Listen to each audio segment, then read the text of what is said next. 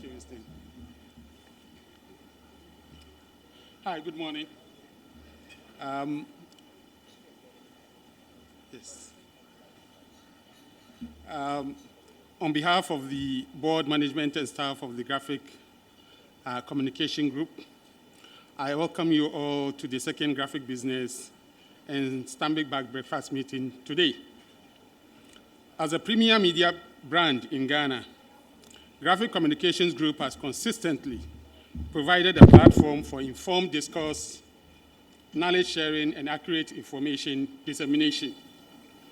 Our commitment to national development is exemplified through initiatives like the Graphic Business Breakfast Meeting, which began in 2014 with a thought-provoking discussion on the state of the economy.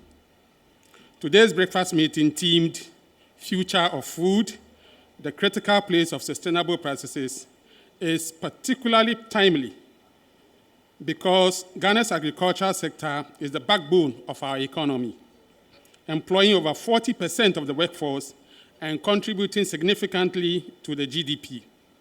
However, the sector faces numerous challenges, including climate change, limited access to finance, inefficient practices, and inadequate infrastructure.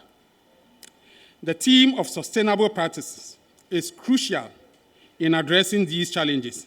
Sustainable agriculture is not just about environmental conservation, it is also about ensuring food security, promoting economic growth, and improving the livelihood of farmers and rural communities. We are honored to have esteemed lead discussants who will share their expertise and insights. Professor Kestakwist Afechi, who is the chair of the National Cyber Intelligence and Cyber Defense Research Project, will explore the role of technology in enhancing agricultural productivity and efficiency. Alberta Nana Echa Akosa, founder of AgriHouse Foundation, will also share her experiences and insights on promoting sustainable agricultural practices and supporting smallholder farmers. Professor Francis Achu, financial risk manager, sustainability climate risk professional, and farmer, will discuss the financial and climate risk implications of sustainable agriculture and potential solutions.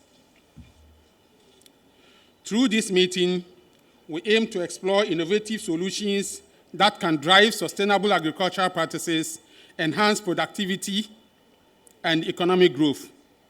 The outcome of our discussions will provide valuable insight for policymakers, farmers, industry stakeholders, ultimately contributing to a more resilient and sustainable food system.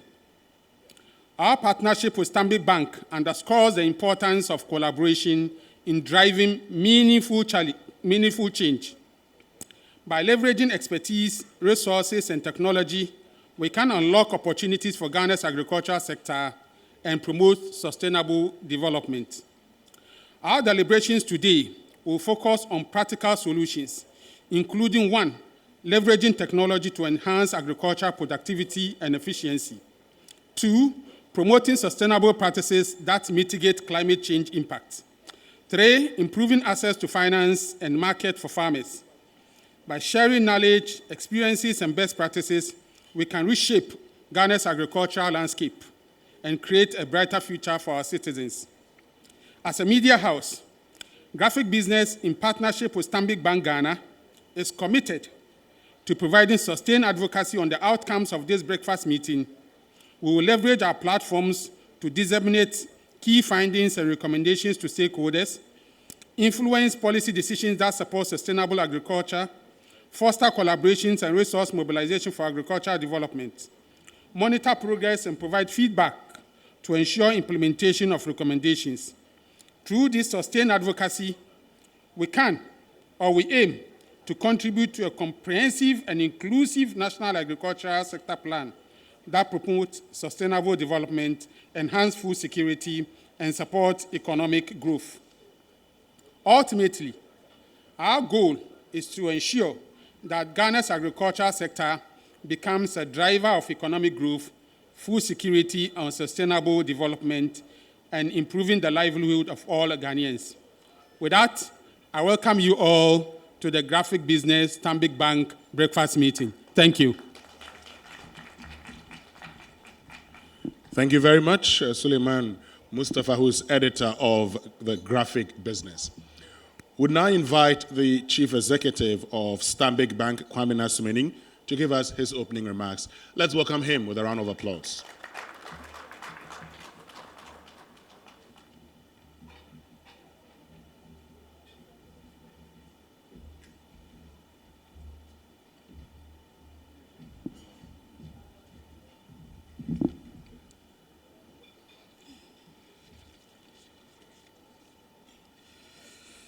Distinguished guests, honored partners, the Graphic Communications Group, Multimedia Limited, and Labadi Beach Hotel. Ladies and gentlemen, good morning. It is with great gratitude and a deep sense of urgency that I welcome you to this all-important gathering.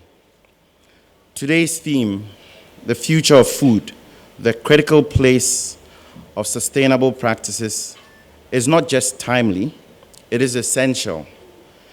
In alignment with the UN Sustainable Development Goal number 2, Zero Hunger, this is a call to action for all of us working across Ghana's food ecosystem.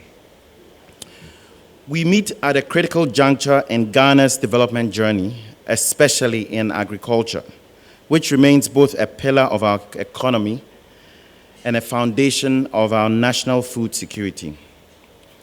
Ghana is a country of immense promise, rich in arable land, abundant water resources, strong farming traditions, and the resilience of its people. From the cocoa farms of Seshirioso to the rice valleys of the northern region, from fishing communities along the Volta Lake to vegetable farms on the outskirts of Accra, we see both extraordinary potential and deep pressure. That pressure is perhaps most visible in the cost of food today. Let us be clear, the single biggest driver of Ghana's overall inflation is food inflation. As of March 2025, food inflation stands at 26.5, far outpacing core inflation. According to the World Bank's February 2025 Food Security Update, Ghana had the highest food inflation rate among lower middle income countries in Africa, reaching 27.8 in December 2024. This is not just a statistic. It reflects a daily struggle for families across the country. Staple foods, maize, tomatoes, onions, gari, have more than doubled in price in recent years. Families are adjusting not just how they spend, but how they eat. Protein is disappearing from dinner plates. Nutritional gaps are widening. The affordability of food has become a major threat to well-being. But this is not just an economic crisis. It is a structural and sustainability crisis. When the cost of food consistently outpaces incomes, we must ask, what is broken in the food system? What is broken in the system that grows, stores, moves, and markets our food?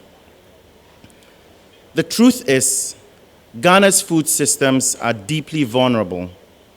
Over 80% of our farmers are smallholders, many without access to modern tools or to financing.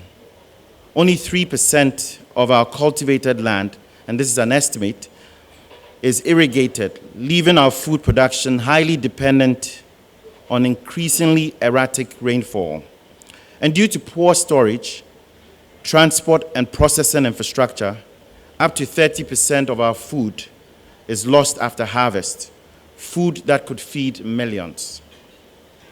The weaknesses in our agriculture value chain have real economic consequences. High inflation continues to have damaging effects on Ghana's economy, institutions, and citizens.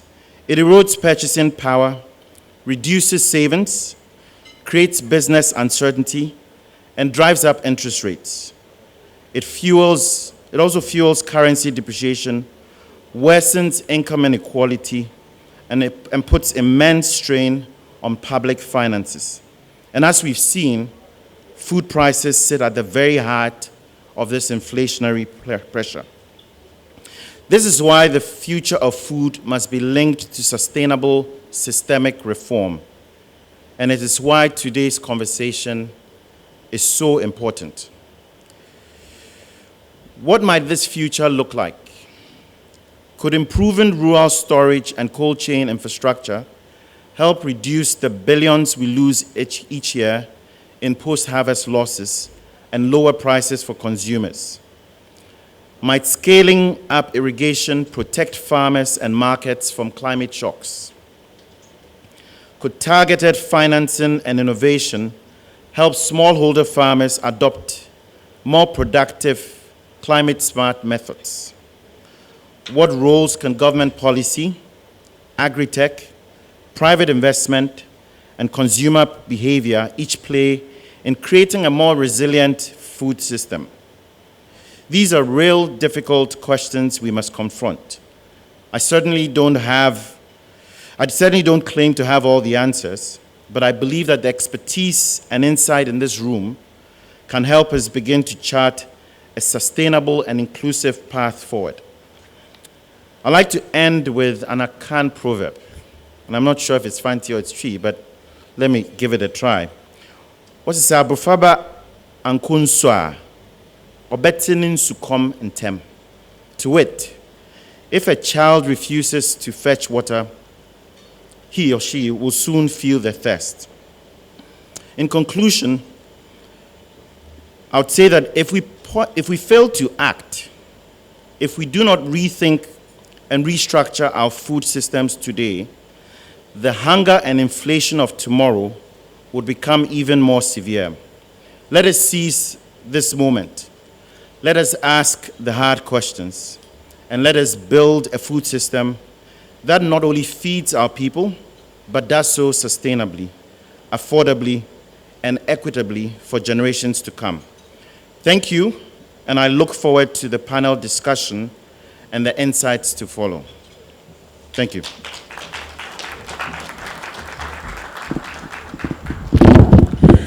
Well, we can definitely do better. Thank you very much, Kwamina. And certainly that proverb was in Fanti, so.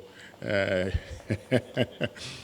I like the fact that you talk about all the challenges that face agricultural sector. As a farmer myself, I know these problems. And the challenges that consistently we've talked about these, but little has been done. So I'm happy we're having this conversation. You've talked about issues of irrigation, but also most importantly is issues of land preparation. Now, we have a lot of smallholder farmers because we just cannot afford to cultivate in a large scale. Imagine having to prepare acres, hundreds of acres of land. If you're not well-resourced, you just cannot do that. And that's why in the past we had conversations about the role that institutions could play, how institutions could actually take these lands, prepare them, and lease them to farmers. So you lease it over a period, say 1 year, 2 year, you pay something small, you cultivate, and then you move on.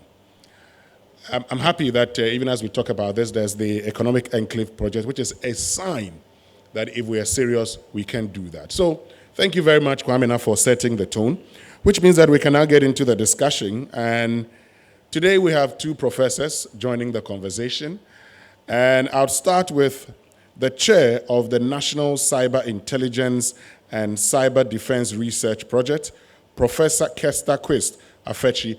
Let's welcome him with a round of applause as he joins us here. Our next panelist is the founder of AgriHouse Foundation, Alberta Nana Echan Akosa. Let's welcome her with a round of applause.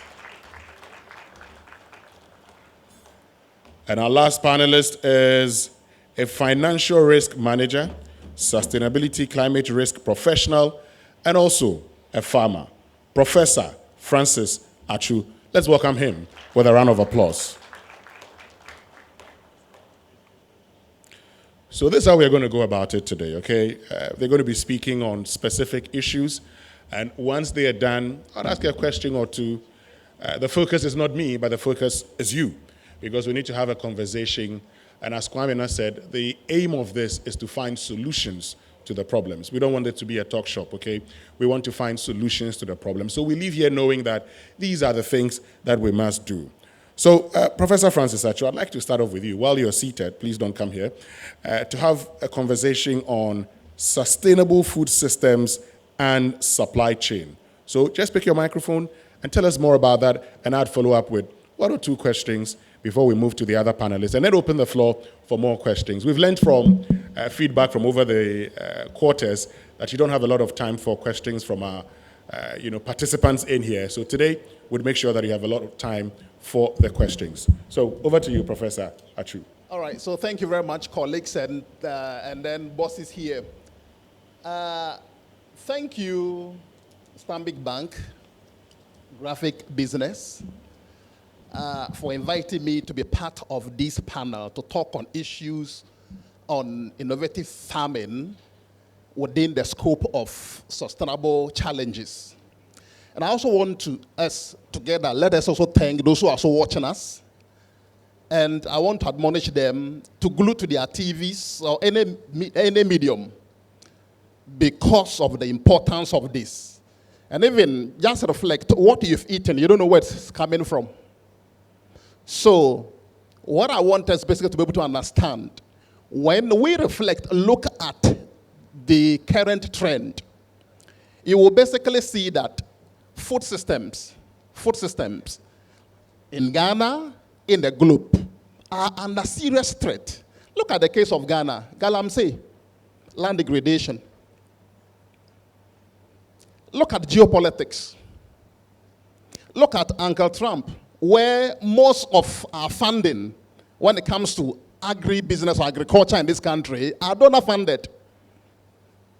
Also look at what extreme weather conditions. And the whole situation has been exacerbated by what? By climate change. So within this context, I want us to understand that whether we like it or not, our traditional or conventional farming cannot sustain this country if we want to actually achieve that level of food security. So now, what is the way out? Sustainability is to our rescue. Before I advance my conversation, I want us to basically put this in perspective. I want to introduce you to an idea that I would say a borrowed concept or framework I normally use within agribusiness. We call it clues. The clues is C-L-E-W small s. Clues, capital C-L-E-W-S. The C is climate change. The L is land or related land use. The E, capital E, is energy or energy-related issues. W is water systems. Now, tell me, any farming practice, be it conventional, sustainable, these three integrated systems, tell me, we use water on our farms, energy-related on our farms, and land use. They are integrated. The way we are going to deploy these three integrated systems would impact on climate. If I should be running, let's say maybe a diesel-powered plant on my farm, look at the fumes. What is happening to the climate? The fumes also happen to that. Distortion of what? Of ecosystem. Now, the water systems. If we don't use the water systems properly, what do you think will happen to us? We are also hot in a very big issue. So in this context, these three integrated systems are vulnerable to climate. Now, when these three also impact on climate, they will turn around and also impact on us. Now, look at climate-induced drought. Look at most rivers. So if we understand this concept, whatever we talk about, be it conventional farming, be it sustainable farming, these three must be the bedrock of all our discussions. Now, let me now proceed. I want to now make a very strong case why we need a very strong transitioning into what? Into sustainable farming. Look, most of us here, we apply fertilizers. Do you know the consequence of fertilizers? They run into our water bodies. What happens to us? They go in there to actually induce the growth of invasive species. Most of the waters, rivers have been rendered what? Dead. We say what? They are what? Stranded. That is one. Pesticides. We keep on spraying for pesticides. What happens? Excessive pesticides basically has destroyed a lot of what? A lot of, let's say, the ecosystem what structure. Now, that's one thing. Even with the pesticides, I was wondering, somebody who asked this morning, so my professor said, oh, can I get pure fruit juice? I laughed. I said, can you get pure fruit juice? Look at the kinds of chemicals we applied on our foods. So as you are seated here, whatever you eat, there may be some that kind of residuals in them. So do you see that? Another thing I also want to also lay to understand is that the way we even prepare land is a very big issue. Conventionally, we keep on tilling, we turn it this way, tomorrow we'll do it this way. What are the effects? Look, do you even know that some of these chemicals we even apply, some of them even tend to even induce more, like they increase lead in the system, leading to what? Too low photosynthesis, leading to low yield. And when the low yield, what is the effect? Economic impact on us. Now tell me a bag of fertilizer. Tell me a box of chemicals. So with all these things, and I don't even consider so much on the cost. In terms of health, most of us are going through various health challenges, not because that we are not living good, but because of the kinds of food that we eat. Take galamsey. You may think galamsey is somewhere else. You know, most foods that we eat are coming from those enclaves. Most of us, we like achwabwa, you know achwabwa, like grass cutter. You know, they drink water. Most of these lead polluted water, they drink. Then they kill this achwaba, bring it here. Oh, antifati, maybe difufu ni achwaba na krantenam. Look at what you're doing to yourself. With all these things, ladies and gentlemen, whether we like it or not, look, conventional farming is not something we should joke with it. So, sustainable farming within the scope of what innovative farming practices is not an option. It is the way for us to be able to survive. We want to be able to understand that. Now, to be able to, I've now made a case why we should transition. Now, to be able to transition, we have to basically adopt what we call the global scope of what? Of organic farming within the scope of what? Sustainability. When I say the broader scope of organic farming, we have two main flavors. We have the modern organic farming, that also what? Natural farming. When I say the modern organic farming, basically means that the conventional farming where we use chemicals and others will be replaced by what? Certified organic inputs. Now, when we say natural farming, what are we referring to? That one basically like we can use like cow dung, other things. So that one, we don't necessarily need to use what? Certified organic inputs. These two flavors, basically, they have serious financial ramifications on we, the farmers, and even the economy. Look at the cost of organic inputs. If you want to go through the path of organic farming, I was discussing with the prof, then please develop a premium market. Don't just go into organic farming thinking that, oh, you go to Agboburoshi to go and then sell the same. Because the cost of production will not basically allow you to be competing within the same market at that lower prices. That is one. Now, when we come to the natural farming, where we can maybe do a bit of, we integrate farming with some kind of maybe extract from plants, maybe animals, those kind of things, that one can be very helpful sustainably. But let's also be very, very careful the kind of the so-called input or organic farming. Now, having made this whole case for you to understand that, look, we have no choice to transition from where? From unsustainable farming practices to sustainability. So what is to our rescue? We have to adopt what they call the broader scope of what? Organic farming, with two main flavors: the modern organic farming and also what? And also natural farming.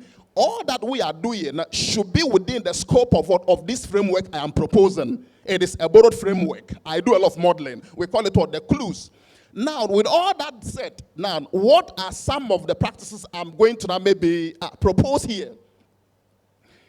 The first thing I want to propose, we are within now the era of climate change, is what they call climate resilient or climate smart water farming. Now, one, let's be careful the kind of input we adopt. Some inputs, maybe some kind of seeds or some kind of planting materials are what? Climate resilient. So don't just jump in out there. I'm going to look for what? Inputs. This morning I was discussing with the prof. Don't just look out for that input. Look for those inputs that are what? Climate resilient. That is one.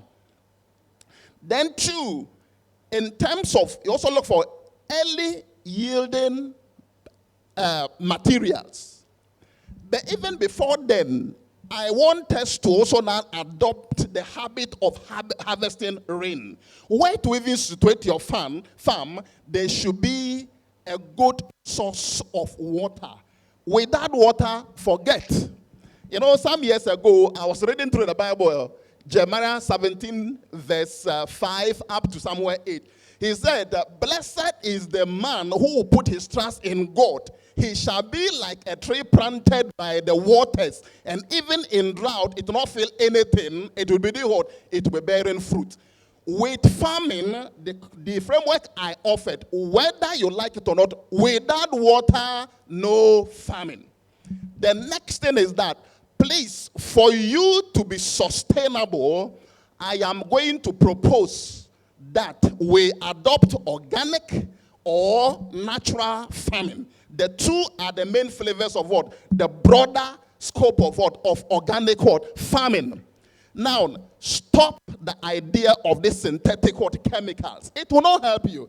Thinking, oh, my land is no more fertile, I'm going to pump in fertilizers and other chemicals to boost the fertility. You know what? Some of these chemicals have a life about 5 years residual in what? In the land. You apply fertilizer today, it will take a minimum of 5 years for that residual effect to be wiped off. I want you to understand that.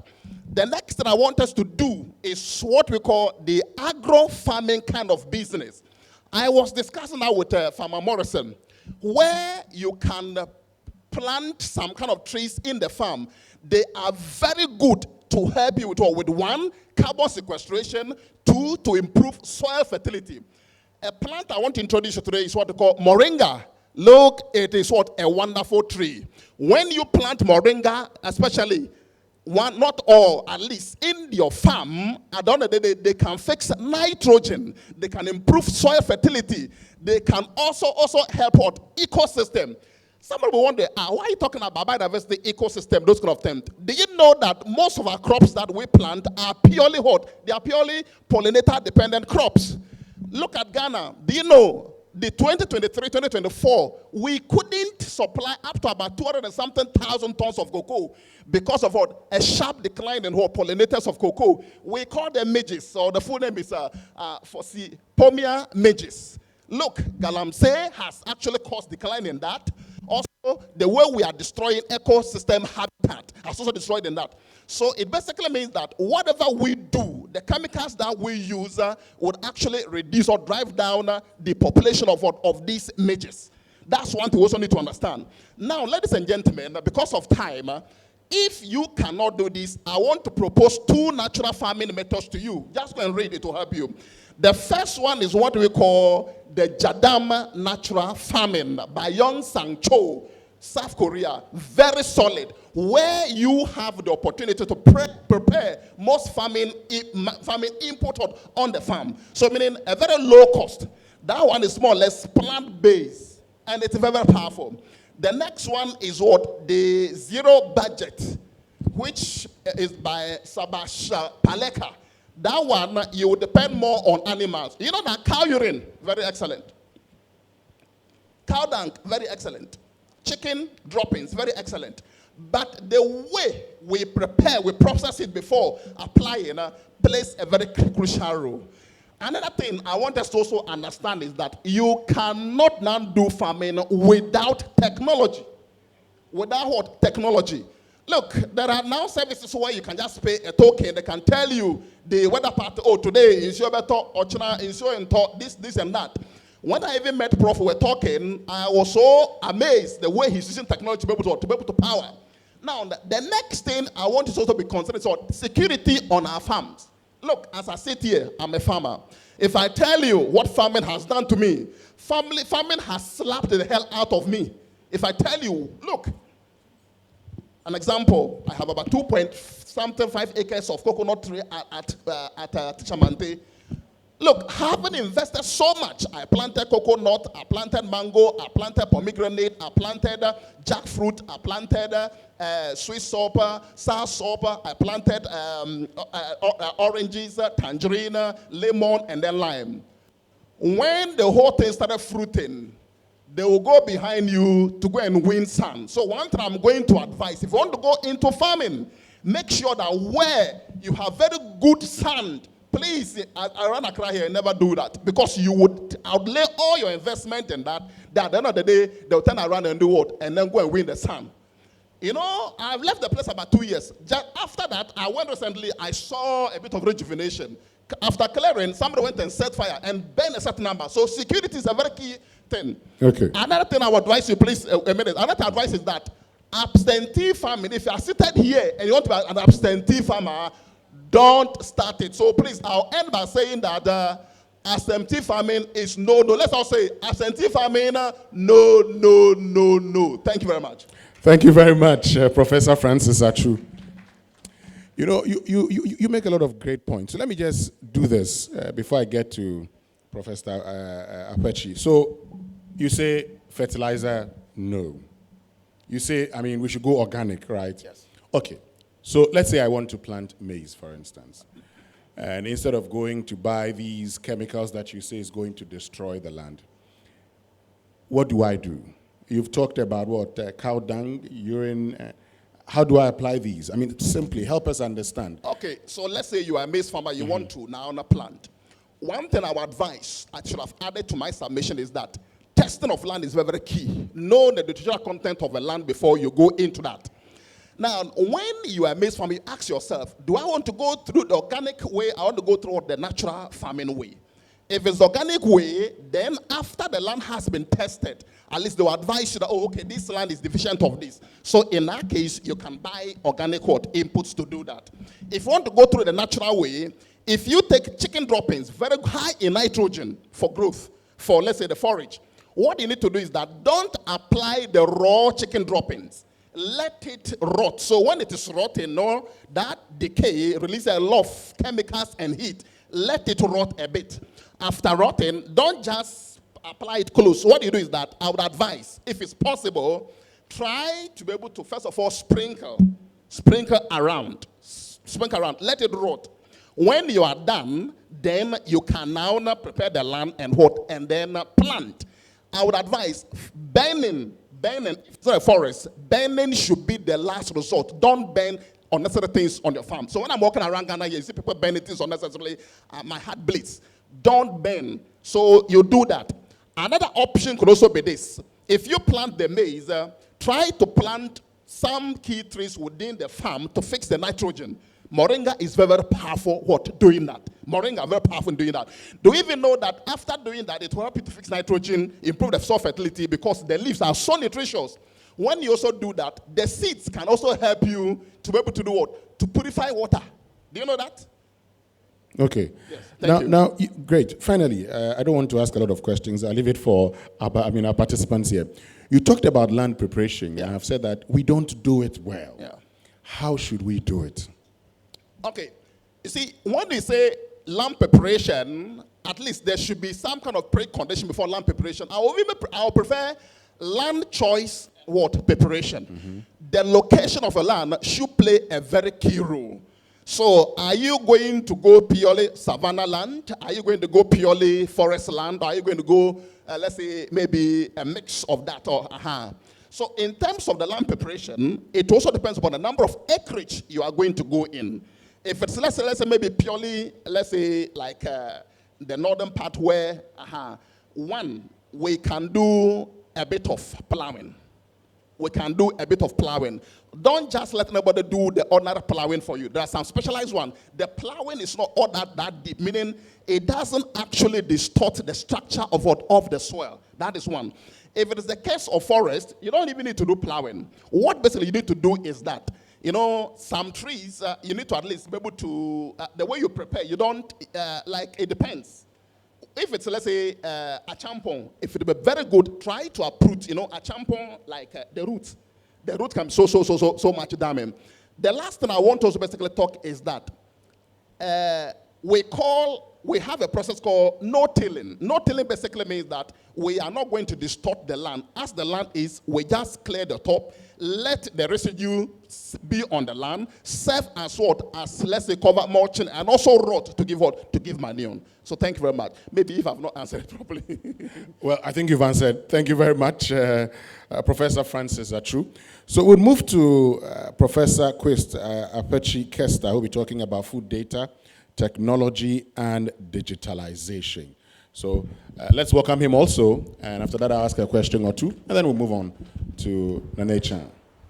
Okay, thank you very much. So let me move into the future, maybe 100 years from now, and then bring you back again. I think that will help a lot. My area of specialty is within the defense sector and then intelligence. And, challenges that are solved within these sectors have a lot of benefit in terms of the civil sector. For example, the mobile phone that you are using to communication within the defense space, security, banking, all those things happened a lot over there. Even though the future, maybe beyond 100 years, will not reflect some of the reasons, because machines will play a critical role in those sectors.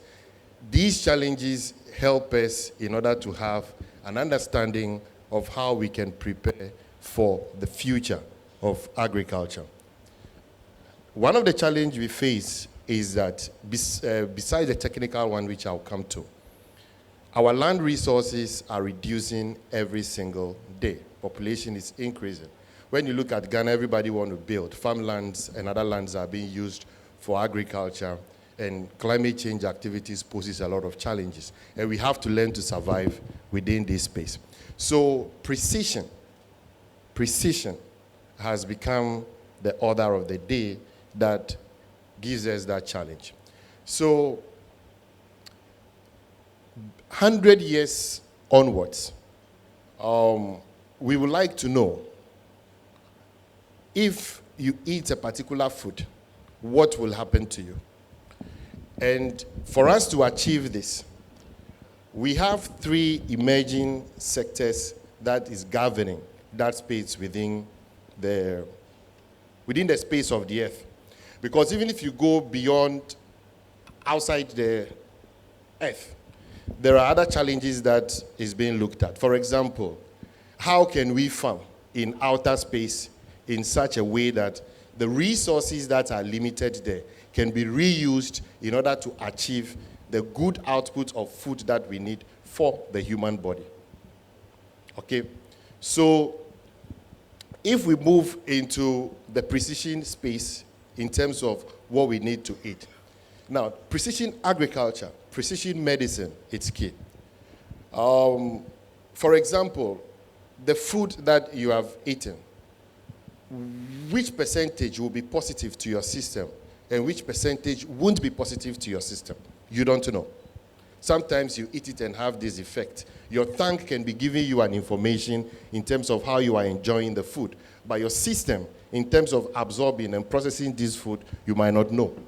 So in the future, there will be sensors based on connectivity, artificial intelligence, and cybersecurity within our human bodies that will communicate with other external systems in terms of if you eat this particular amount, what will happen to you. So there'll be that predictability for you to be advised as to which quantity you have to take. Likewise, also how medicine is applied to one person to the other. Two people can suffer from malaria drug, but there is a dosage that one person can take, the other one cannot take, based on how the system can absorb it. These are the things that influence and challenge us within the space of precision medicine. And the same thing boils down to precision agriculture in terms of using resources, optimizing them for plants, and also understanding the final output of the plant, okay, or the animal or the wherever, and then how it also moves through the various chains. In terms of storage, within the storage itself, you have to monitor the conditions of the storage to know the state of the food till it gets to the consumption phase and how it moves through the body and stuff like that. So that is how the future connectivity and space and other things is going to be like 100 years and beyond. And these things will be handled by artificial intelligence systems and then machines that exist within our bodies. So in looking at some of these things and where we are currently, in terms of the land not being a lot and stuff like that, you realize that there are various farming approaches that are coming, that computers are helping us understand how we can optimize conditions around plants and stuff like that. Because within the food sector, either you adapt what you are looking at, or you adapt the environment in order to achieve what you want. What do I mean? You can plant something, but the conditions around it might not be good. So you can create the condition, like how people have greenhouse farming, where they create the condition for the plant, maintaining the structure of the plant. You can also change the characteristics of the plant so that it can be adaptive in environment which it will find it difficult to perform, and also adapt to climate change activities. So these approaches and challenges that we face every day puts it in position where we have to choose best approaches in terms of farming. So, and also resource optimization. Currently, we have a lot of drip irrigation activities going on in terms of optimizing water usage. Whether you are doing natural farming, organic farming, or inorganic farming, you still have to learn how to use those resources effectively. Because if you put in too much fertilizer or whatever into the soil, the effect and then the spread can also, you can estimate that. So precision in everything we do is the bedrock of farming today and then beyond. Then sustainability is what should govern around it in terms of how you can sustain that approach of farming. And in order to do this, technology must come in to guide us achieve these results. That is where we engage sensors and other computing approaches to help us understand what we do in the farm. So we have drones, we have other forms of robotic systems and other things that are ongoing. And it will fascinate you that some of these things are being done here. I led a team that we use computers to grow crops at areas that you think that crops will not grow. And some of this inspiration we drew when I was consulting for the Israeli government. I was in Israel several times within the defense sector. Then you realize they apply some of this precision agriculture, and then their environment is very harsh in terms of crop growth, but now they are one of the leading countries in terms of agri-tech and also precision agriculture. So I said, okay, then we can also use any soil around ourselves, adapt it in order to achieve our goals. But in order to really understand the condition, I engage my students where we grow these foodstuffs in sack, the 1 cedi bag. So in that case, we are able to use computers to guide the resources that goes to the plant and also manage it. But the beautiful thing is that we use leaves and other organic stuff to support the plants to achieve very high yield. And it can be done in urban farming and other technologies. And we use computers to actually guide us and even understand climate situations and help adapt the conditions of the environment of the plants. In this case, we've not touched the plants, but we just decided to use the computers to govern the conditions within the environment. And then we're able to get very high yield within a very small space. So technology has a key role to play, and it will continue to change the landscape of how we do farming, and that is where the focus will be. But what can we also do here? When we talk about technology, we can also develop our own approaches. Okay, so for example, with the military, where we train them in how to use sensors and other things to do things here in Ghana, we decided also to experiment and practicalize some of these things in precision agriculture. So in 2-3 years to come, if you see the GAF-C and also the signal unit developing and showcasing their precision agriculture, you should know that it has been a journey so far. I mean the Ghana Armed Forces. So these are some of the things that we can also do in order to contribute. And we can develop these technologies locally without actually looking for other external, because our conditions are different from their conditions, and we have to understand our environment and develop the technologies that we have to build in order to preserve our food. Even whether it's in a rural area, you don't have to think of how you can send maybe some complex technology there. We have to learn to develop our own technology that can be used to preserve these foods to a particular degree. And also, I will advise government that it's not about agriculture per se. We have to look at other things that support the agriculture sector. For example, we have a lot of people who read geography, some geology, and stuff like that. We need to have a database of all types of soil and stuff like that, so that we can use these computers to advise us as to where to plant, what to plant, if we understand a particular plant characteristics, making it easy.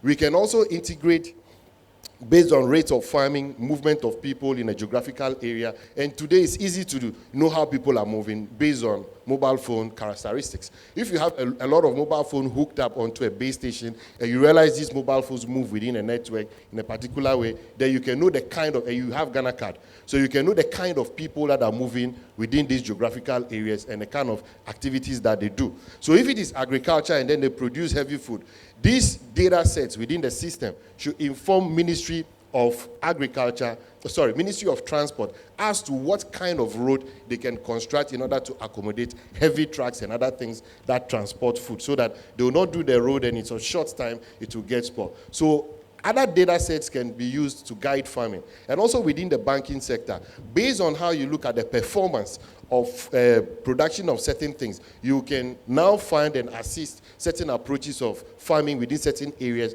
knowing very well that when you give out the loans, you are going to get your money back. So connectivity of these data sets and stuff like that help drive growth. And also it can inform a bank where to set up what kind of branch and stuff like that. And also based on movement of people within networks and stuff like that, you can draw that degree of intelligence and use to inform which business can grow or wherever, because you know the characteristics of people that are moving and what they are doing. So in order not to take much time, data itself is very useful. Either active data within the space of agriculture or passive data that doesn't have any direct link, all can come together to support this growth. Thank you. Thank you. I like that. So, I mean, just briefly, I mean, when you say you use computer to grow these plants, what do you mean? How do you do that? Okay. So, for example, where we are, we have satellite technology out there that can, based on the movement of the clouds, can tell you that it will rain here or it will not rain here. And you can also forecast the humidity and other things of the environment in which you are farming. So if the computers are connected and they are supposed to water the plants and you are doing it in open space, you will know that you don't need to water the plants during that time because it's going to rain.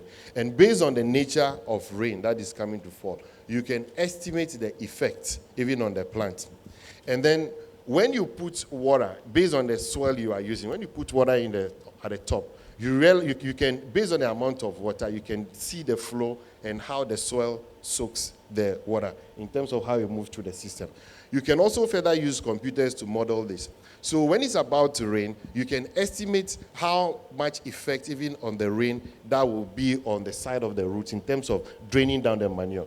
Because the plant doesn't like too much water. You cannot give a particular plant water beyond what it can take. Sure. So you have to understand the nature of the soil, amount of rain that is coming, and also even the amount of water you have to give to these plants. And at the same time, in terms of resources that are around the plant. So you have sensors there in the soil that gives you this information from the soil, and also information around the soil. Now, somebody will be like, do you have to deploy these sensors across? No. You can deploy the sensors at just very few locations and assume that the rest have the same characteristics. So the computer used that sample set in order to control the rest. Okay. Yes, so those approaches can be used even in rural sectors. And we have edge computing. So you don't necessarily need to depend on cloud resources or internet in order to get some of these things working. Based on edge computing, the computers at the edge can reason and perform certain activities on their own. We don't have so much connected systems, but if we were to have a lot of connected systems where information okay, so let me look at it from the national security within the health sector and apply it to the agriculture for you. So if somebody visits a particular hospital and they are reporting or they are being diagnosed of certain things, maybe it's common in a particular region and it's common in another region also, maybe in a day, have about 10 of those reports, the following day, 30, then there should be a surveillance alarm. But no, something is happening. Maybe either food poisoning or whatever. There have been situations where people even have food poisoning, or maybe something may be happening. It triggers the system. We need such systems also within the agriculture sector. Maybe somebody reports an armyworm somewhere, another person reports whatever. Then that signal the system for us to kind of use that approach. Birds also having flu or whatever. Somebody reported it, the extension officer keying into the system, another one. The national security see these reports, or the agriculture surveillance system see this report, and quickly they can act. So computers can guide us in so many ways using these data sets in order to make informed decisions. Or another person also is using a particular farming approach that you realize that the yield is higher and kind of a thing. And you can see this from the data based on the output of the person. Then that data set inform you that we can now go and study how this person is going about this particular farming before he's getting this yield, and we can share that knowledge with others. And then they can benefit from it. Yeah. Thank you very, very much. A huge round of applause for him. So there's a lot that can be done. I mean, I'm sitting here and I'm saying, well, I should get you to my farm. We can do a lot of things together. But let's now move to Alberta Nanai-Akosa, who will be telling us more about food policy and governance for sustainable food systems. Let's give her a round of applause as she starts her presentation.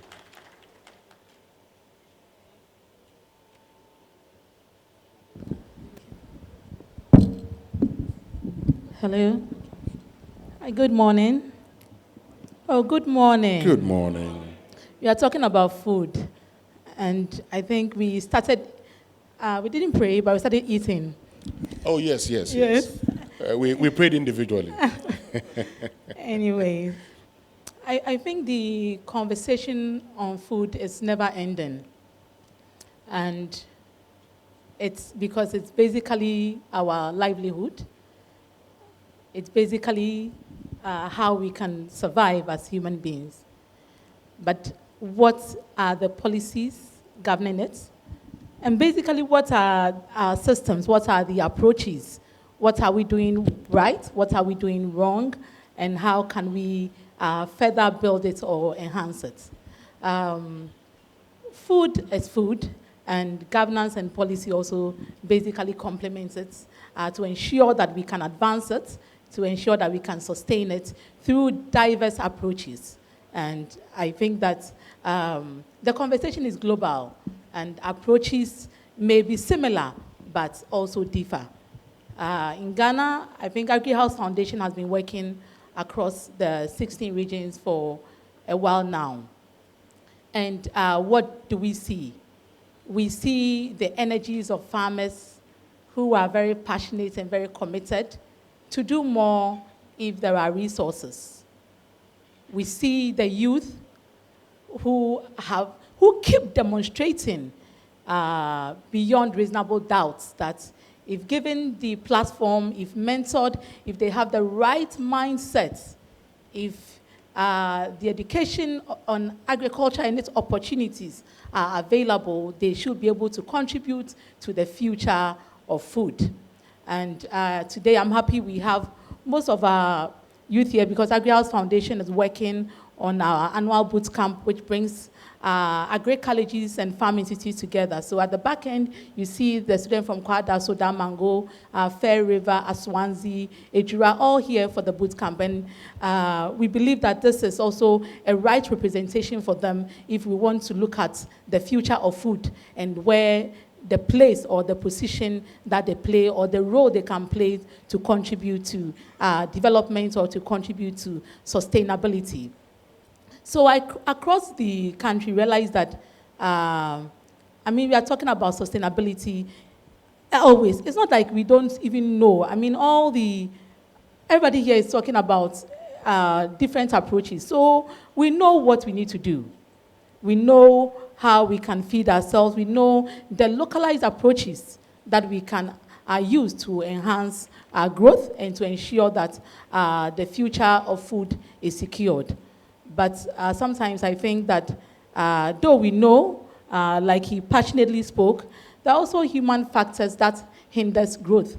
There is issue with possibly leadership and how, and even ourselves, and how we could also be very committed. We see what is happening in Burkina and some of the structures that they are even building. I'll use the North as an example and some of the farmers that we are working with. When you go now, you are not even getting the share nuts to purchase because they are all being exported in each raw state. And here we are talking about the future of food. What is the role of government to ensure that there are benchmarks to these issues that are pending? You go to an area like Yendi, you realize that the women are producing more sesame, but where are the processing machinery or equipment that they can use to even scale up and then export? Because some of them have been able to export to Kenya, and you realize that there are markets. It's not bad for us to be farming in small sizes. That's what we've been used to. But if the necessary resources and tools are available, I believe that we'll be able to ensure that the future is sustained.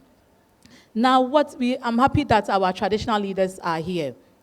And they are also form the part when it comes to governance. If you go to the regions, they are basically the heads or the leaders within the community. How governments or partners also working with them to ensure that there is some level of sustainability.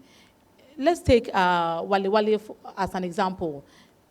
They are producing a lot of watermelon. And it's only recently that a processing factory is being put there. Assuming that we approach our agriculture, we have 16 regions, we have over 256 districts, and then we have about over 160,000 communities. Assuming that we look at what can do best in every region and we focus on it, I believe that we can grow and we can sustain the future of food. But even in the last 38 years, Ghana hasn't had any agri census. So there is data but very scanty. There is no research, or research is done, but the documents are left and then nothing is done with it. So we sometimes invest in it, we sometimes not invest in it. So we end up having partners on board or international donors, or we sign bilateral agreements where the upper hand goes to the party that is investing. But if we come back to our regions, for instance, what can we do best in Ashanti region? Can we look at what can grow best? And then, or even when it comes to animal production, which is an area that is often neglected, what can we do to ensure that the conversation on livestock is also in tandem with crop sector? If we look at each region and what can be produced, then we can look at how we can industrialize it and then create jobs. Because we can't talk about sustainability and leave out job creation. If we focus on Ashanti region, this is what we can do, grow there. This is what can do best there. What do we need? Can we then work on our roads? Can we then work on our markets? Can we then see how we can export?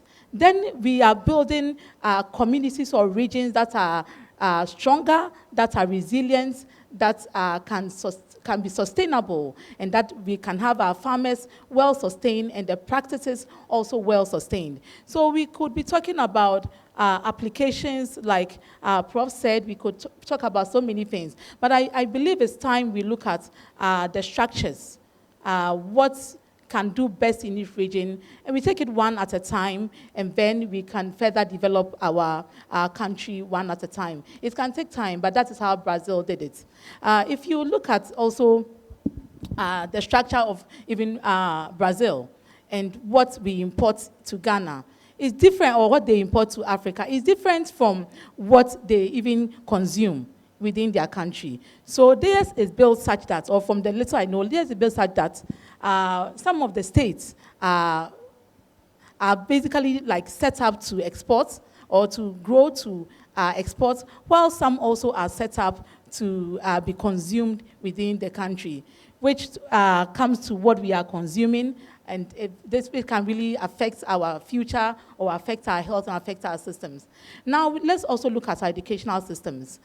We have Ohawa Agri College here, Damango Agri College. We are talking about the future of food, and education can be missing most of the times.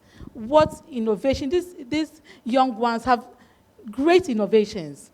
How do we bring them to the table to also contribute to such conversations if you are talking about food sustainability? I believe they play a critical role, and they are very, very key. Ohawo had, like, I will use a case of Ohawo or some of the schools. Most of them are not having any demonstration centers again. All the lands that they use for demonstration are now being used for real estate. And those that they are even using for their laboratories have been turned to dormitories. And this is a very stark state, and then we are talking about the future of food.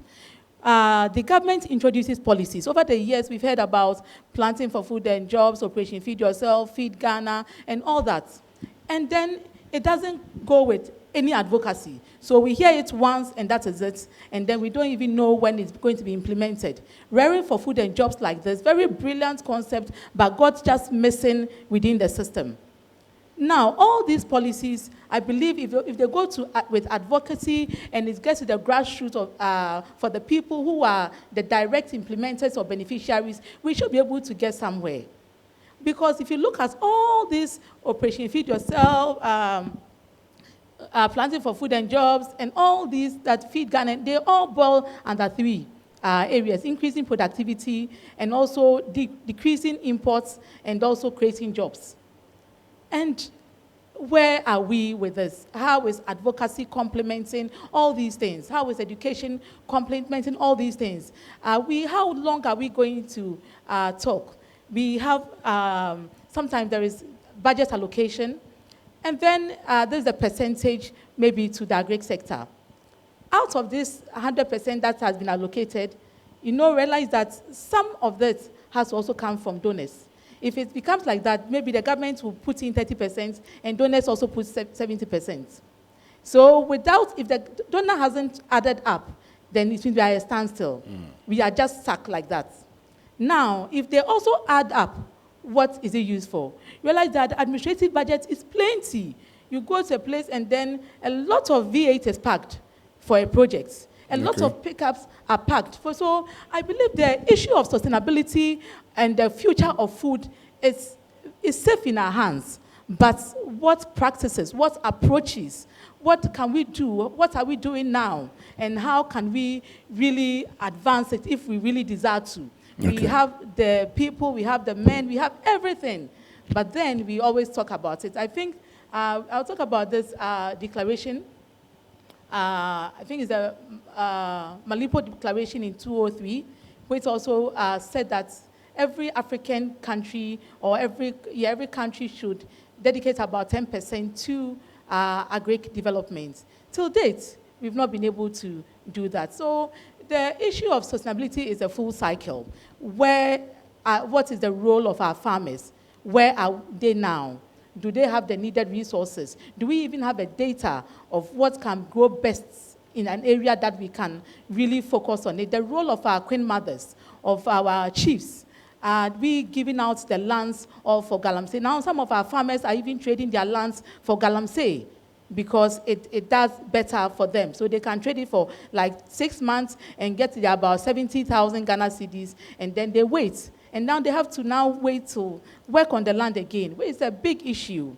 I spoke about share. I think just 3-4 years ago, share at 25 kg was just 750. Now, share at 25 kg is 8,000 Ghana cedis. Wow.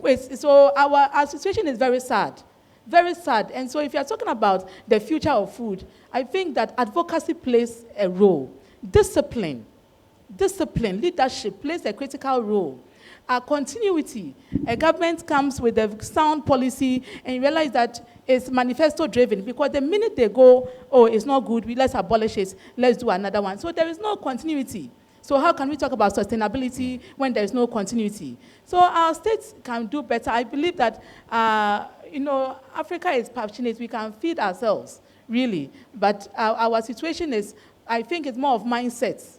And that is really hindering us. So we can have these conversations over and over again. If we don't change our mindset, if we don't use project money to buy only cars and then we sit up and do something, I believe we can be talking about this and it will not really go anywhere. But I believe there are solutions, and we know the solutions. Okay. And the solutions lies in primarily also having the right mindset to approach these issues. This is a sure way that we can build and sustain the future of food.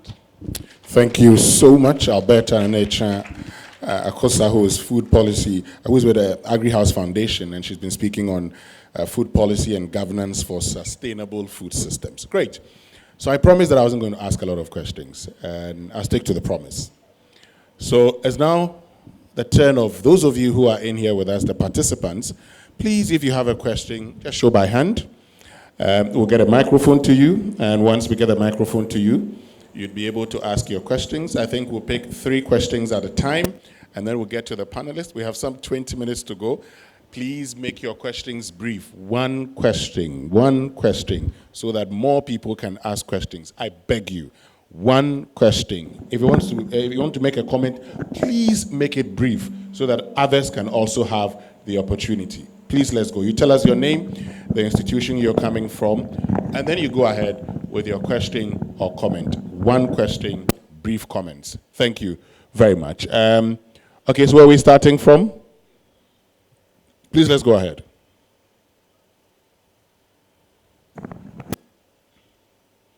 And let me say that we are live on the Joy News channel. We're also live on Joy 99.7 FM. Please go ahead.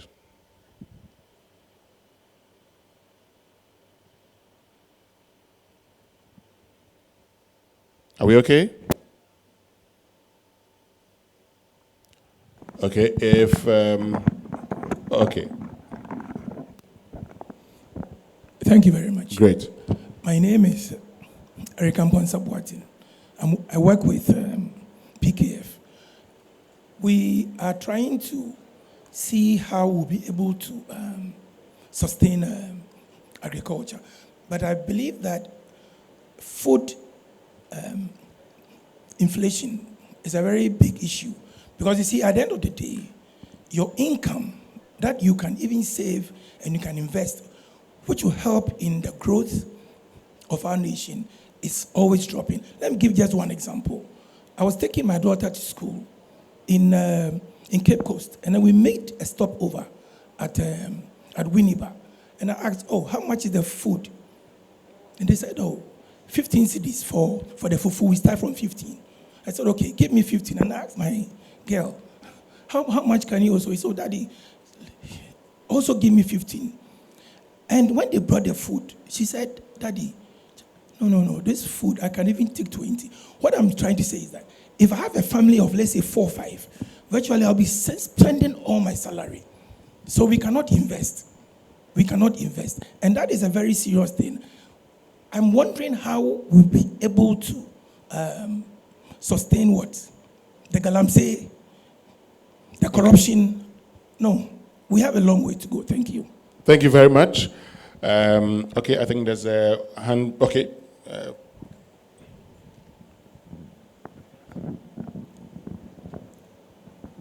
All right, my name is Michael Opunifempong. I work with Agri House. My question goes to Prof when he spoke about There are two professors here, so. Okay, is it Prof Achu? Okay. When he spoke about the absentee farming. Okay. We have a lot of people who would want to get into agriculture.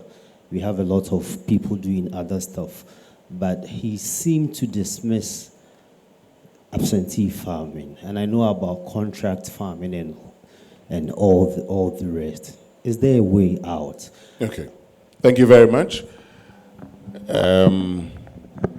I think there's a hand there. Yes, let's please get to him.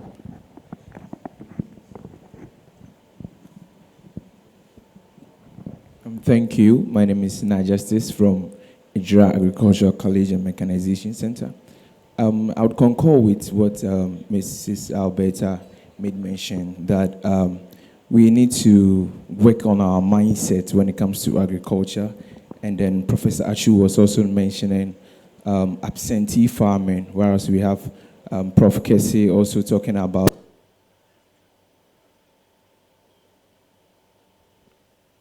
the internet, right? So I believe that in Ghana, we have to start thinking about working smart and not working hard. And even if you want to work smart, you need to work harder to be smart enough. So my question goes like this: how do we then change the mindsets of the individuals? I'm surrounded by a lot of youth, so I would like to leverage on that and then have an impact on the friends around me, Okay. and also begin from there. My friends can also impact on the others, how we change our mindset with regards to agriculture. Thank you. Thank you very much. Yes, that table. Oh, you could have just given it to them. Yes, let's just finish that table. We'll come back around again for the next set of questions. Here. Please go ahead.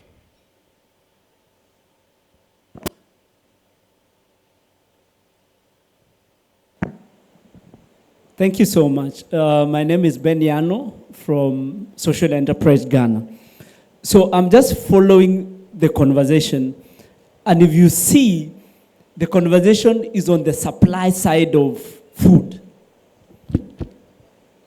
And even if you see the policies that we have said, over the years, it has always been looking at the farmer, the supply side. We have never thought about, what about the demand side of food?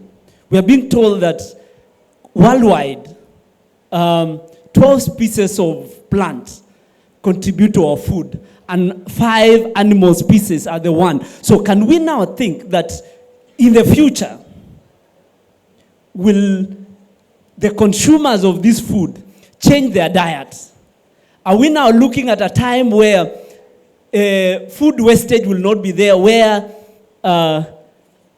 because we are talking about precision, then what I need as a person, can that be measured and given to me so that there is no wastage of food? Okay. And lastly, on the question of One policy. question. Just on policy. One question. So let's give it to the next person. We beg you, so that we can have more people asking questions. Yes, please. Yeah, thank you so much. My name is Edmond.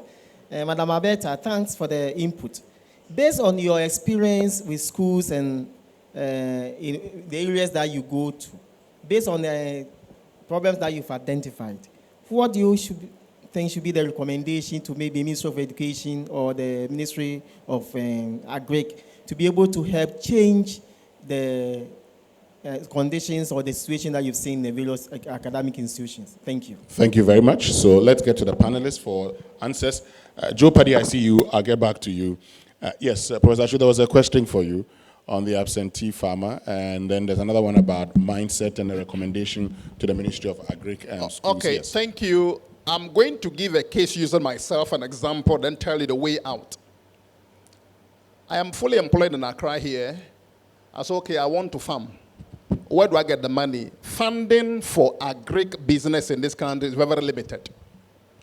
I was shocked to know that Stanbic Bank so much down where they fund agriculture, even than some of the banks that have been created with that particular mandate. Stanbic, thumbs up. So I decided to use my own resources. So, sorry, the thing was like this. So it basically means that initially you just outlay capital into the farming, you don't get anything, right? So I was thinking at least if it gets to a point, then I begin to get a bit of some kind of cash inflows from the farming, then I would. So what I did is that, okay, let me go into a type of farming where my presence would be so much needed there. So I decided to go into coconut farming. So into the coconut farming, it will surprise you to know, you go there, buy land, you prepare everything, then you plant. Do you know even in your absence, people will begin to steal the planted coconut seedlings? One, I even told some of them that, oh, you know what, boss, you don't steal it. You wait. When it grows and is fruiting, you can steal. Do you see that? Now, so what is now the way out here? People are now using technology where you can monitor everything using a cloud-based system, like what Prof is saying. Now, do we have resources to be able to deploy that? Yes, it depends. For me, the amount of acreage I want to go into, in fact, I've bought over almost 100 acres. At that level, it will be very difficult for me to use technology, looking at the cost involved. So for me, this is the way I do advise. What you can basically do is that the three crops at times initially may be a bit manageable than the crops like vegetables. For vegetables, they are very short term. Then almost every other day or every 3 days, you can go inward and then harvest. So I'll advise you, if you want to go into three crops, when it's absentee, at least we can be able to moderate it a bit. So even if it's weekly, if you can only go there once, fine. But other than that, what I have experienced, you go to these villages, you think the people are so kind, you are kind with them, all right. You know what they will do to you first? They will bring you down to their level. Then they will use experience to beat you.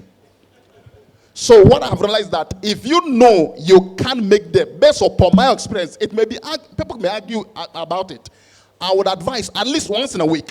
If you can't do that, my brother, save your money. Thank you very much, Professor Chu. There's a question, yes, I bet there were questions for you. Yeah. Hello. Okay, so I think the question was on how do we change our mindsets. Exactly. Right? I believe that we can look at how, again, let's relate it to the context and the reason why we are here. We're looking at the future of food, right? And changing our mindsets also means also really understanding the whole sector and how we could play a role to ensure that the future is sustained. Now, in understanding the sector, we have to know that we have from food to the table and what are the processes and what we can do as youth to play a role. Can we all be farmers? Yes and no. But maybe we can look at how we could add value into it, because now we are exporting more of the raw materials. So how do we look at adding value? How do we bring our farmers together, maybe get it from them and add value to it by processing it? So that can be a niche that you can create for yourself as a beginner agribusiness. We can also look at the input dealership sector. As I indicated, we have Ghana, we have over 160,000 plus communities. And out of these communities, I mean, we are looking at access to inputs, either organic fertilizer or crop nutrition or crop protection. We are looking at Wellington boots. We are looking at knapsacks and all that. How accessible are these things to farmers when we are talking about building a sustainable farming community? It's also an area that you could look at, innovatively look at in having a role there, and that is really understanding that there is a role to play within the input dealer shop, input dealer business. You can build a career path there, or you could do something to change the community. We can also look at mechanization, machinery, and equipment, which is also lacking within most of our communities. And we are talking about sustainable farming and how we can advance it. We don't have the machinery, we don't have the resources, even in most of our communities. So that is how maybe another role that we can consider to play. We can also look at, policies and or advocacy, and how you can also play a role there. So the chain is wide, and like we've been talking about, you can only have a voice or have a place if you understand the whole value. And then, so that is really a mindset for me. And also to the gentleman who asked about what we can do within the ministries or whatever. I think that, we have we have more raw materials within the country, but we export more, though there is no data on it. I believe that for the Ministry of Agriculture, we can look at how we could produce in volumes and in value. And then if we're able to produce in volume and in value, we can possibly add some value to it and export. Because sometimes we also tend to export, or Ghana exports, though we don't have a clear data on it. But then it's not sustainable. Other people export to our country and it's more sustained because they are producing in volumes. Sometimes we're able to just do 1 container, 2 containers, and then agreements are cancelled because we are not able to sustain it. So I think the approach is what can be produced in the region, like indicated before, and how can we focus on it, put in all our energies, and build an industry out of it in these regions. I believe we are able to do that. Even migration from our communities will even reduce. And then the carry and other things will also go down, though they are also needed. So I think that the education ministry and all that, I think it's time that once in a while they flash within the schools and see what is happening. Because we bring them, this is the 8th year we have been bringing them. So, I mean, we have a lot of discussions, we had a lot of conversations. And we try for policymakers to even meet with them sometimes. Sometimes it's yes, sometimes it's no. Okay. But the real issues are in the grounds, within the regions, within our schools, within our communities. And then if you are looking at sustainable practices to build a sustainable future that will influence the future of food, then our institutions are very critical. And so at least occasional visits, these are very, very little things. These are not very technical things, but they are the key things that can also ensure that our future is sustained. We are looking at by 2050, yes, when maybe globally we may need to feed about 10 billion people. Where does Ghana sit within this? Okay. And that is the question we have to start asking ourselves.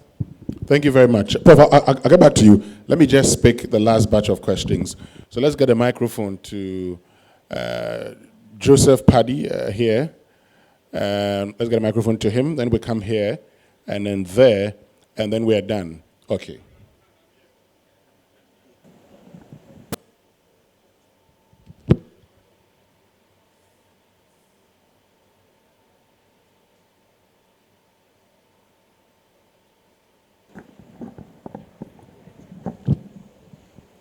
Please, good morning to everyone. Good morning. Please, I'm very happy to be given this opportunity. My name is Nadia Salim, a student of Kumasi Institute of Tropical Agriculture. My question is that, per all you people said, we realize that already we are facing the challenges. All these challenges you mentioned, already we are in it. And then we are looking at the future, how to curtail these problems. And we are the future here. We are those who are going to change those problems we are facing. But then we need your support. What we are doing today in the future to curtail this problem. So in most of the agri-colleges, they don't have these machineries and then other things, the knowledge. Those things we will learn to get the knowledge to change whole of this. So my question is that, what are you people expecting from we, the future agriculturists, in this situation? And what are you doing for us to change that? Thank you very much. Thank you very much. Let's get to this table. Let's come here. Let's come here. Let's come here. Let's move to this table. Let's move to this table. We've picked a lot of questions from that table. Let's move to this table. Yes, let's come here. Yeah. Thank you. Prof was talking about organic farming, and he made mention of... Please, you didn't tell us your name. Oh, sorry. My name is Joseph Paddy from Guta. Prof was talking about organic farming, and he made mention of cow dung. But we know in recent time, the cows also depends on grasses, right? And then almost all the grasses we find now, mercury evaporates into the air, and it stays there for almost 5 years.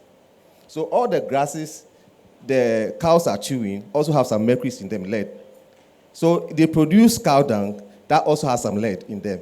So if you are asking us to go to organic, depending on cow dung, How do we do that? Because we can see a component of lead in those cow dungs. And then two, it's the same line. Please. Let's move to the next person. Okay. There are a lot of questions. Thank you very much, Joseph. I see a hand here.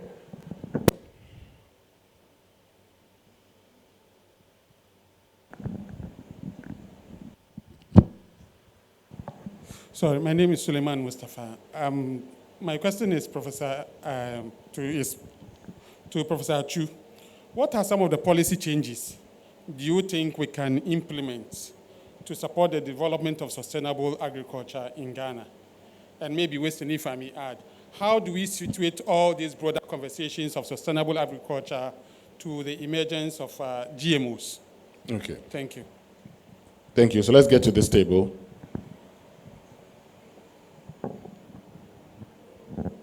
All right, thank you.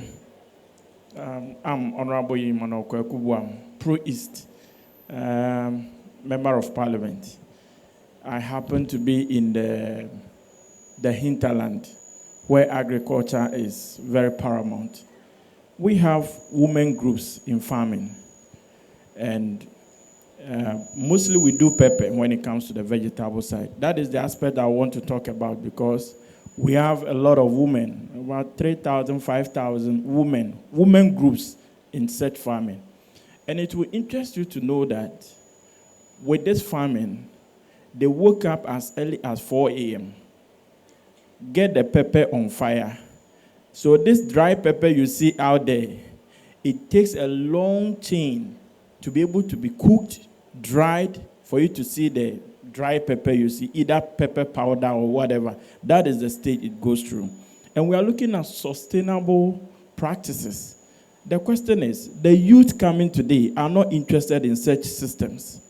They don't have that interest. Why should they go into farming, wake up as that early, and put pepper on fire, wait for pepper to cook, dry it, wait for the sun, at the mercy of the weather? And today, climate change, you know how inevitable, you cannot do away with that. So, critically, this meeting, we want to look at the way forward.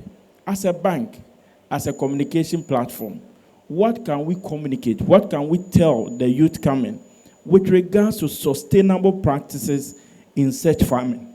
And that is the key area I want to focus on. Thank you very much, Honorable. I think we can pick the last question. Yes. All right. Thank you very much. Good morning, everyone. My name is Solomon. I'm a hotelier, and I'm happy to be here. My question is simple. Now, in the background of the rising food inflation in Ghana, the importation of poultry product to the ratio of 1:4, which means that we consume 1/4 of what we import 4 times as much as we produce. You know, so we consume only 4 times as much as we produce per capita. That is quite a disturbing trend to look at, considering the fact that we have every capacity, every availability in terms of land, in terms of human capital to be able to turn around the situation. Now, my question goes to the Professor of Precision Agriculture. I call it by that name because it has stuck with me. The CSIR has done an enormous work by investigating every crop, every animal, every soil, every area within the confines of Ghana to determine which crop grows faster and quicker and more resilient in which area in Ghana.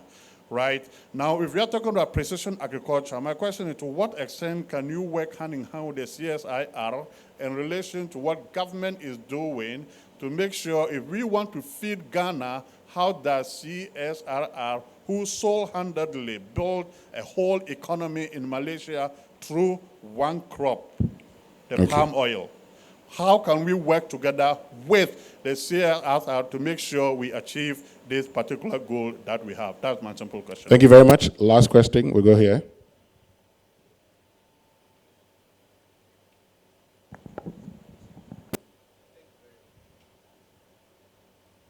Thank you very much. Osi Gabriel is my name, from Food Systems Resilience Project of the Ministry of Food and Agriculture. My question goes to Prof. Quist. You said precision agriculture is the way to go, and I want to find out, will you be able to tell us the estimate costs for investing in 1 hectare using precision? Okay, thank you. Thank you. Thank you very much. Thank you very much. So we'll now give the panelists the chance to answer these questions, including the closing remarks. We'll start off with you, Professor Achu, and then we'll get to Alberta, and then finally to Professor Quist. So thank you very much. I can't answer the questions individually, so I'm just going to give an overview. Please go ahead.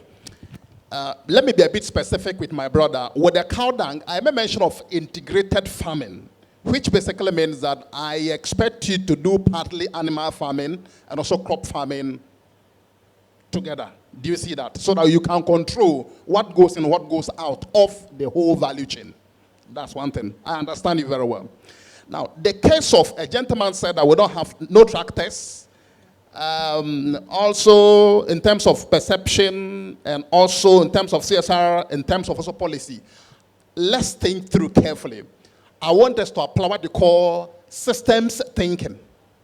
So let's look at the 3 levels: the strategic level, the managerial level, and what operational level. The strategic level has to do with what? With technology, education, research, innovation. Look at the educational system. Even at the primary level, secondary school level, JSS level, when I was a student, I was very stubborn. So small time, go and weed, punishment.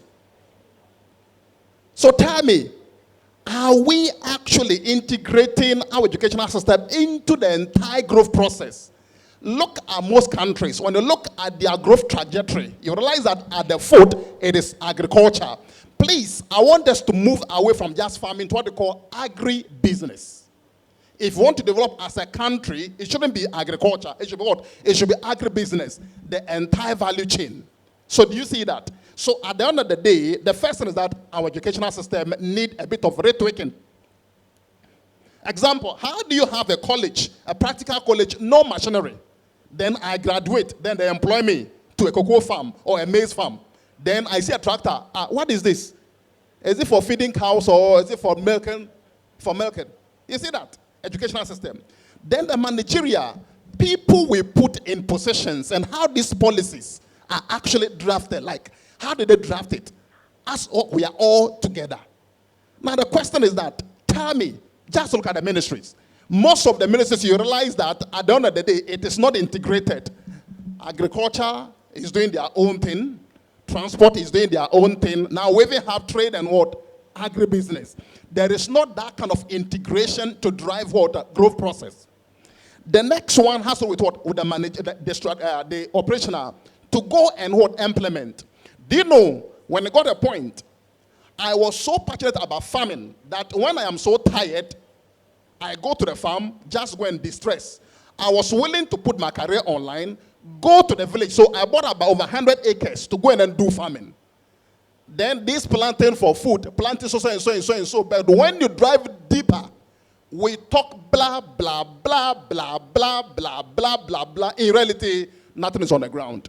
So what am I saying? It should be system thinking. In such that at the end of the day, we should make it a point that our educational system should be a greater input through innovation to drive agribusiness to fuel our development in the face of what? Sustainability. Thank you very much. So when I'm talking about this, I'm a bit passionate about agriculture. I know what I've gone through. Thank you. Thank you very much, Prof. Prof. Achu, yes. Alberta. Thank you so much. I think we've spoken a lot about the challenges. What is the way forward? And maybe I'll use it to share some few insights at Agri House and what we do. And like you see, we have a lot of the students here. And it's true, the situation is bad, but what's the way forward? And how can the private sector contribute? How can the public also contribute? And how can development agencies also contribute in ensuring that our future of food is sustained? So they are here for a 5-day practical and hands-on boot camp.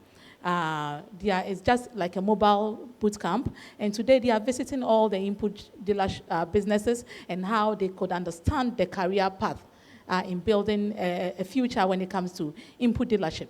Yesterday they spent time with all the media houses, and lots of the media houses, to understand the role that the media can play in advancing, because we are talking about a sustainable future, and everyone plays a role. And so this is why they are here for the next 5 days. They have a lot of activities, and I'm so happy that yesterday evening when I spoke to Graphic, they gave us the opportunity for them to be here, and I believe this is a huge experience for them.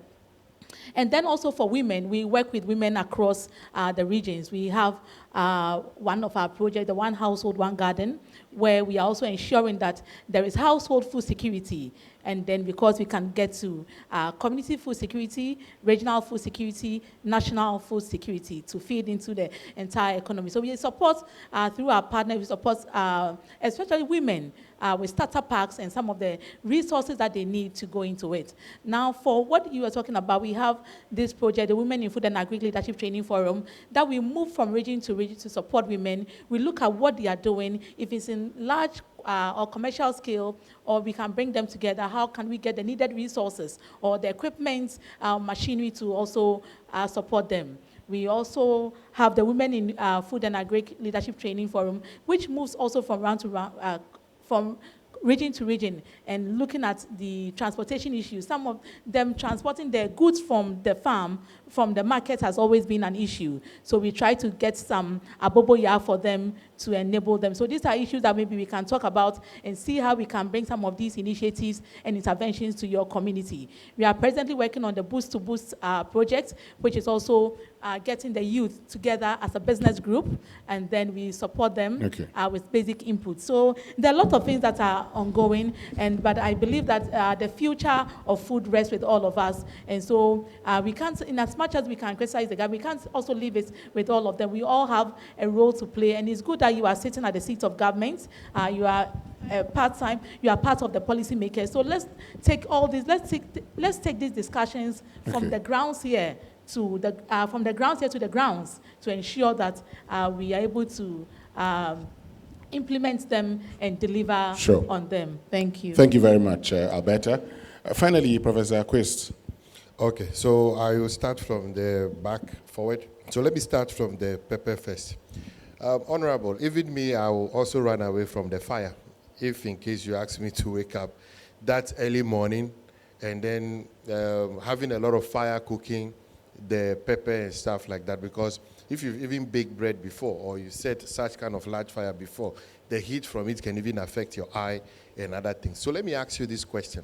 Why won't you, those in government, even throw out a simple challenge that if a university, technical university, or any of the colleges can develop a system that can cook the pepper and mechanically take the cooked pepper out and put it in a way that it can easily be dried, you will award them a project, fund them to develop that system for those areas and also produce people to maintain it. I think all these monies you are using for campaign can do that. Yes, rather than putting it to us. Because the government system doesn't support that kind of innovation, where they throw up a challenge that if you are able to do this, we can fund it and support it. And that is how the U.S. Department of Defense works. And that is why you have the mobile phone technology you are using also today. And also CSIR. So CSIR can implement that. When I was doing the work with students, and so I'll combine it with the farming approach in terms of the youth. I did farming with computer science students, not agric students. So the role the computer science students play is to develop the computer systems based on what they get from the agric experts to making sure that we have a successful farm. And we have people from CSIR visiting us to learn how we do it, including their IT head. And they can implement those things across with all the breed that we have, because we adapt the environment to suit the nature of the plant. So Prof, quickly, you're suggesting that all the things you talked about, the satellite mapping and cloud computing, these are things you've done in Ghana? Yes. Okay, good. continue. I just wanted. Yeah. that These clarification, yes. these are things that are actually built in Ghana, and those who even taste, because we grow them organically, those who even took even the tomato and stuff like that, even says it's even far better than the one that is imported from Burkina Faso. And those elderly people with those conditions, some people can even travel as far as Ibri and other places to come for the food stuff that we grow within the environment, using these students and stuff like that to grow it. In terms of the cost for deploying such system for a hectare, for a local edge device, which is decentralized from the internet with all the capabilities, it should cost 5 to 10K, and it can be expanded beyond 1 hectare. Because the site we are building in Kaso, I think after next year, I will start posting some of those pictures, and you begin to understand how we were able to use those spaces and those simple computers to guide the way we farm. So these technologies are actually built in Ghana. So let's develop the technologies that solves our problem. Because a local university, just a quick one. Now, just at our north, they decided not to export tomatoes to Ghana, and there was a whole lot of things. People said it's an opportunity. These are words. Let the opportunity be action. Now, the same Burkina Faso, a local university there have developed a satellite. They've developed a satellite that they will be launching in order to help their agriculture activities. So they'll be monitoring their vegetation, agricultural activities, and stuff like that. What it means is that they can have data from their population growth and stuff like that, and within a particular season or whatever, they can understand whether they are going to get the yield that they are expecting from the farmers and know how to safeguard their food security, not to wait till there is food inflation or whatever before they can resolve it. They build their own local satellite technology that they can use to forecast the future and understand their space very well. So let us start focusing on how we can develop this. And we should stop listening to people that talk too much, but we should focus on people that are actually doing the work on the ground. Thank you. Thank you very, very much. A huge round of applause for our panelists. Professor Francis Achu, who is Financial Risk Manager and Sustainability Climate Risk Professional and Farmer. To you, Alberta Nana Echan-Akosa, who is founder Agribusiness Foundation, and Professor Kester Quist Apechi, who's Chair National Cyber Intelligence and Cyber Defense Research Project. Thank you so much for all these insights that you've shared with us. My name is Winston. We're live on the Joy News channel and Joy 99.7 FM. Thank you very much for joining us, and do have a lovely day. Bye.